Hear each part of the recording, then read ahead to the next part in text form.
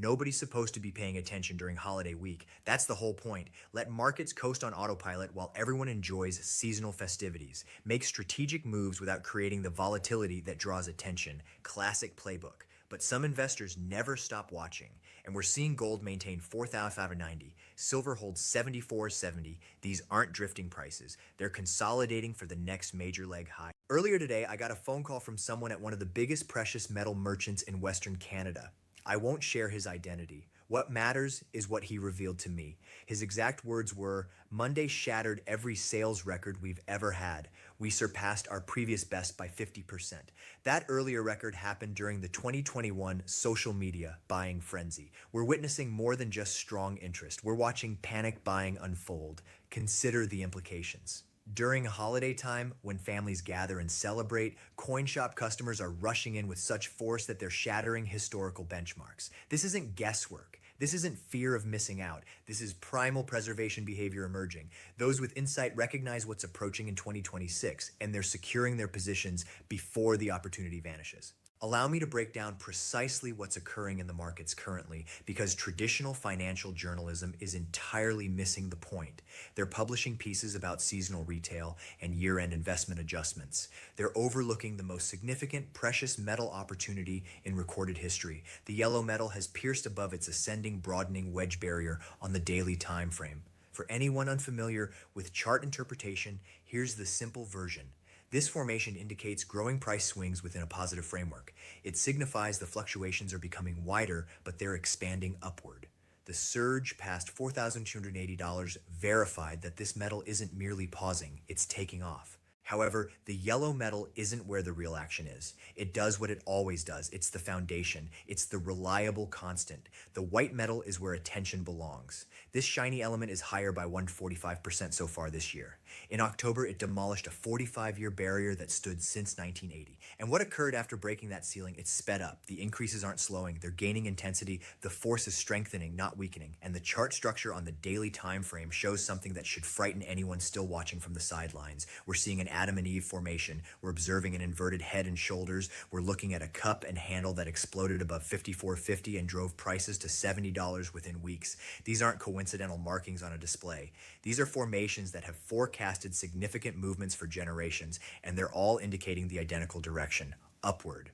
The near-term objective for the white metal based on the ascending broadening wedge formation sits somewhere between $80 and $90. But here's what market experts hesitate to articulate publicly. That objective will climb as prices advance. The formation widens, the fluctuation intensifies, the upper limit continues ascending, and past $90, there's nothing but empty space until we reach three figures. $100 per troy ounce isn't wishful thinking. It's a mathematical certainty propelled by limited availability, manufacturing requirements, and an influx of individual investor capital that's only starting. If you believe the advance is finished, you're not watching closely. We're in the opening stages of a once-in-a-lifetime movement. Now, allow me to clarify why the holiday scheduling of this advancement is so crucial, because this is where the snare has been positioned. The exchange activity right now is minimal. The major players are absent from their workstations. The automated systems are operating on default settings. In typical conditions, shallow participation creates erratic, aimless movement. But that's not our current situation. We're watching the yellow metal maintain near $4,190 despite minimal activity. We're seeing the white metal rest at 74.70, not because liquidation force is building, but because purchasers are preparing before the subsequent climb. This is remarkable.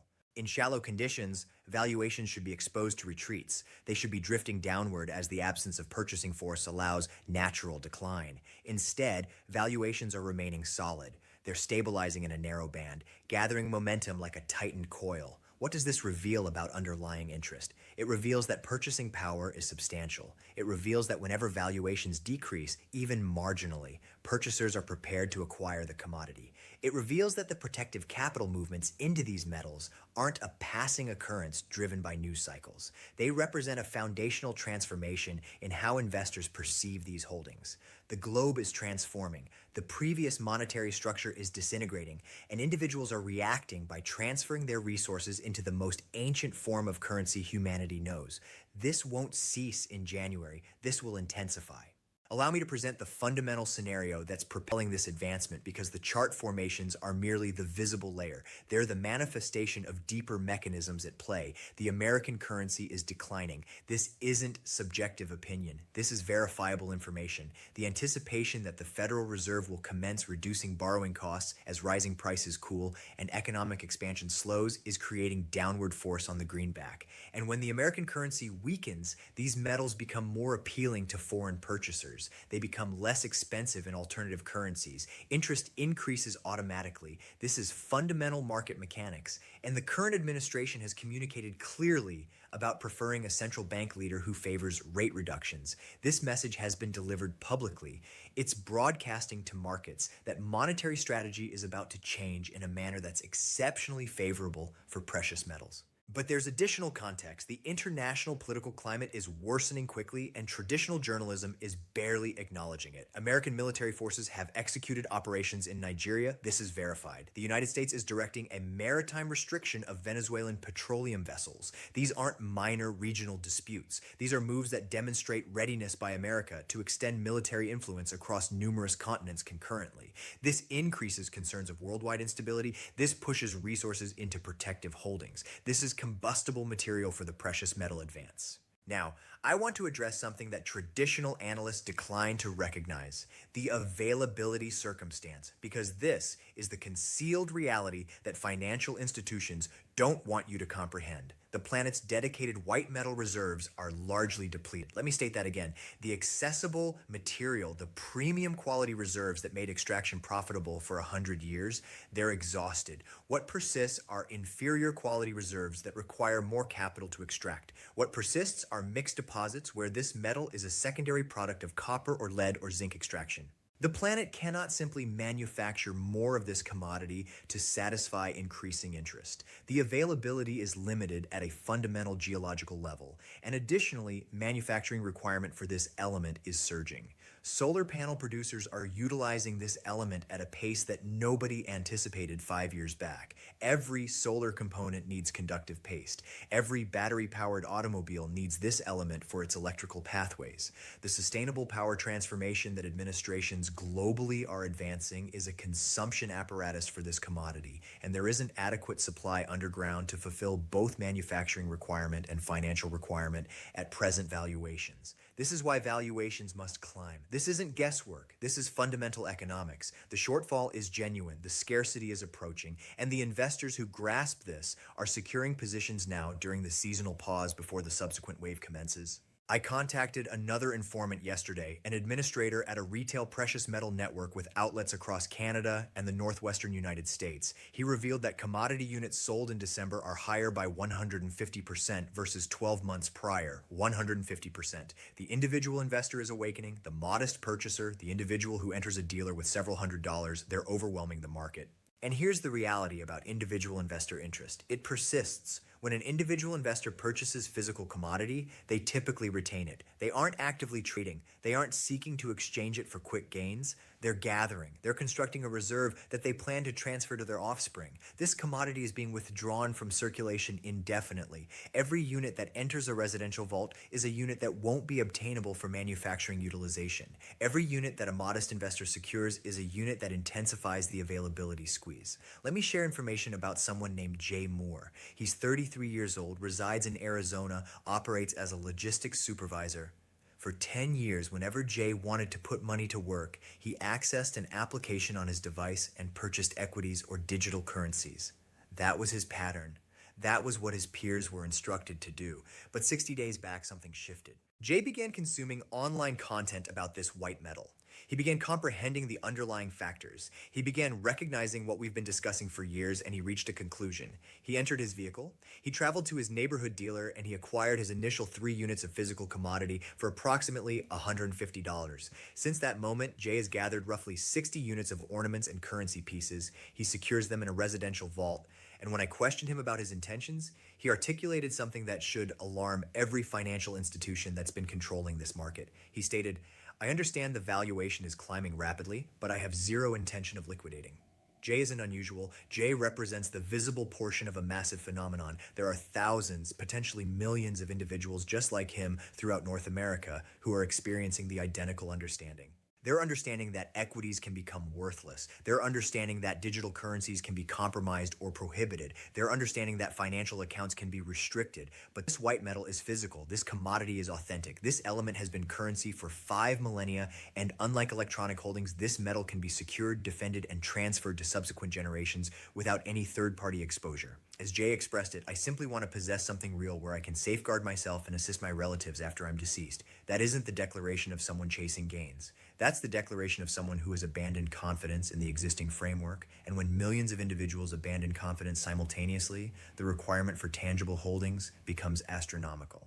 There's another account I want to present. Michael DeCrane is 46 years old, resides in Indianapolis, operates as the operations director at a video conferencing corporation. For him, gathering this commodity began as a pastime to experience with his 7-year-old child. They would visit dealers during journeys, 5 or 6 locations across various states, just to examine what they possessed and include a piece here and there. It was a connecting activity. It was something physical and an existence of displays and alerts. But throughout the previous 8 years, Michael's pastime evolved into a substantial holding. He gathered approximately $60,000 worth of pieces and ingots. And here's what makes Michael's account educational. He was monitoring the yellow to white metal proportion. This April, when the yellow metal was exchanging at roughly 100 times the white metal, Michael identified that the white metal was historically underpriced. He purchased more. Then, as white metal valuations jumped and that proportion decreased, he liquidated approximately half his holdings. This is what informed capital does. They don't just purchase and maintain blindly. They monitor the connections between holdings. They identify when the white metal is inexpensive relative to yellow metal and they gather. Then when it outperforms and the proportion tightens, they secure gains or exchange into the yellow metal to maintain their buying capacity. This is the approach I've been instructing for years, and it functions. The yellow to white metal proportion has been declining consistently as the white metal outperforms. At the 1980 summit, the proportion decreased to approximately 15-1. Right now, I need to confront something that doubters enjoy emphasizing because I understand they're observing and anticipating any justification to reject what's occurring. They claim that this white metal is susceptible to explosive and collapse patterns. They claim that it tends to surge dramatically and then plummet, and you understand what? They're accurate. That has occurred previously. In 1980, it spiked to $50 and then collapsed. In 2011, it reached $49 and then retreated. The doubters reference these instances as evidence that this commodity is too unstable, too hazardous, too risky for legitimate investors. But here's what they deliberately overlook.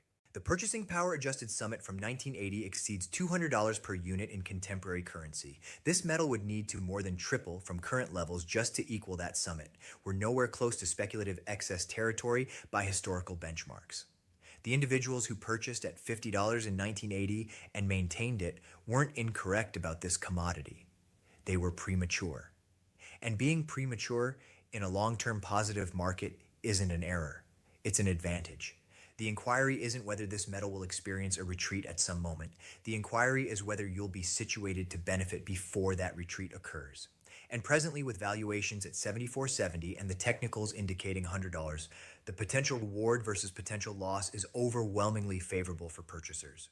Allow me to guide you through the technical levels that matter currently, because accuracy is essential when you're maneuvering a market this unstable. On the 2-hour time frame, this commodity is exchanging just beneath the peak of its ascending pathway. We observed a formation with an extended upper tail around 75.40, which indicates hesitation, but not genuine liquidation.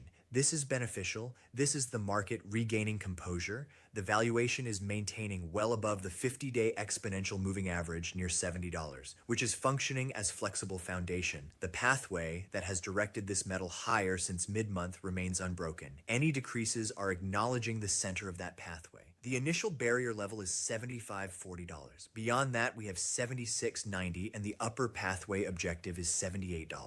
On the lower side, foundation sits at $72.65 with stronger foundation at $70.50, which is the previous consolidation area. The relative strength indicator is in the high 60s, displaying robust force but cooling from excessive conditions. This is precisely what you want to observe in a healthy upward trend. The approach here is straightforward. Purchase decreases near $72.70 with a protective exit beneath $70 and an objective of $76.90. That provides you a potential reward versus potential loss proportion that any expert trader would appreciate. For the yellow metal, the scenario is equally favorable. Now, allow me to clarify why January 2026 will be explosive, because the arrangement is ideal. During the seasonal period, precious metals have been gathering energy. Activity is minimal, but valuations are steady. The optimistic investors are gathering quietly while the major institutions are absent. When the fresh year commences, multiple events occur simultaneously. First, institutional capital returns online. The speculative funds, the retirement funds, the government wealth funds, they all come back to their trading workstations with fresh capital to allocate. They examine the charts, they observe the breakthroughs, they observe the force, and they enter aggressively. Second, tax-motivated liquidation concludes. Throughout December, some investors liquidate losing holdings to balance capital gains. This generates artificial liquidation force that suppresses valuations. In January, that force vanishes. Third, fresh year allocation choices are executed. Investment boards convene and determine how to arrange for the approaching year. With equities expensive, bonds producing less than rising prices, and international risk climbing, precious metals become an evident selection. The capital movements into these metals will increase dramatically. The experts who analyze precious metals are finally beginning to acknowledge what we've been articulating for years. The market attitude has transformed aggressively optimistic. Spot valuations above $70 aren't a passing spike. It's a fresh foundation. The 145% year-to-date increase has ignited renewed interest for the yellow metal as well. Both commodities are being perceived as essential protections in an unstable macro climate. The relationship is powerful. When the white metal advances, it confirms the yellow metal. When the yellow metal advances, it provides shelter for the white metal. They reinforce each other in a beneficial pattern that compensates holders of both commodities. But here's what troubles me, and I need to be transparent with you about this. The exchange activity in derivative contracts linked to the iShares Trust has surged to the maximum level since the social media powered surge of 2021. That's a cautionary indicator. It informs me that speculative participation is climbing. It informs me that some individuals are purchasing this commodity simply because the valuation is climbing without comprehending the underlying factors. This category of purchasing can create violent retreats when the force diminishes. I'm not claiming the advance is finished. I'm claiming that instability will intensify. There will be days when valuations decline 5% or even 10%. There will be headlines declaring that the speculative excess has exploded. And when those days arrive, you need to be ready mentally. You need to comprehend that retreats are beneficial. They eliminate the uncertain holders. They reload the mechanism for the subsequent advancement. The individuals who panic liquidate during retreats are the identical individuals who repurchase at elevated valuations later. Don't be that individual. The underlying argument for this white metal has never been more robust. Allow me to present it one final time so there's no misunderstanding. Manufacturing requirement is increasing, propelled by solar, battery vehicles, and electronics. Financial requirement is increasing, propelled by rising price concerns, currency weakness, and international instability. Availability is limited because the accessible reserves are exhausted. The shortfall between availability and requirement is expanding every year. The valuation must climb to stabilize the market. There's no alternative mathematical result. The financial institutions can control paper valuations in the near term. They can increase collateral obligations, they can modify the regulations, but they cannot manufacture this commodity. They cannot create this element from nothing. And as long as the physical shortfall exists, the valuation will continue climbing. For those of you who already possess physical commodity, who have been gathering for years, who listened when we were advocating strongly at $25 and $30 and $40, congratulations. You're being compensated for your patience and certainty. But don't become satisfied. Don't presume the journey is finished. We're heading to $100 and probably past. The inquiry isn't whether you should maintain. The inquiry is whether you should increase your holdings on any retreat.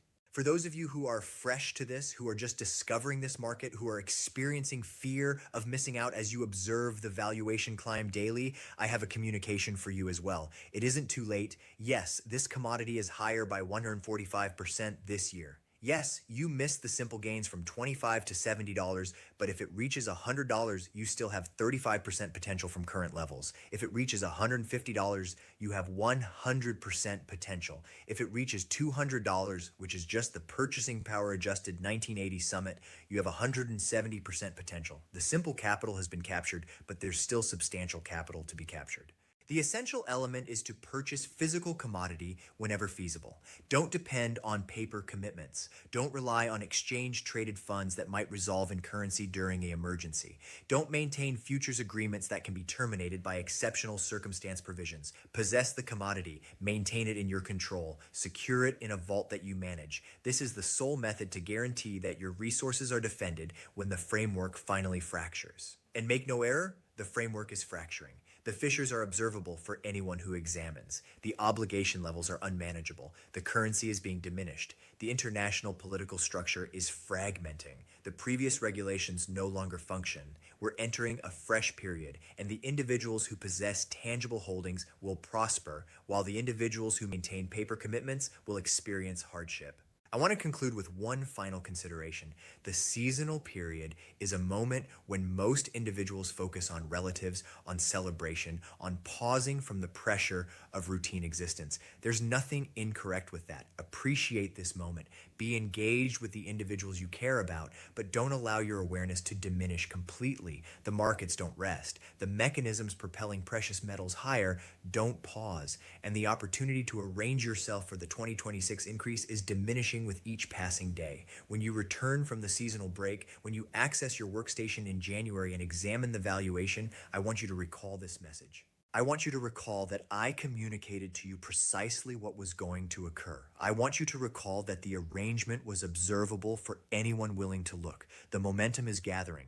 The mechanism is tightening. The breakthrough is approaching. Ensure you're on the advantageous side of it. The most significant resource redistribution in contemporary history is developing before our observation.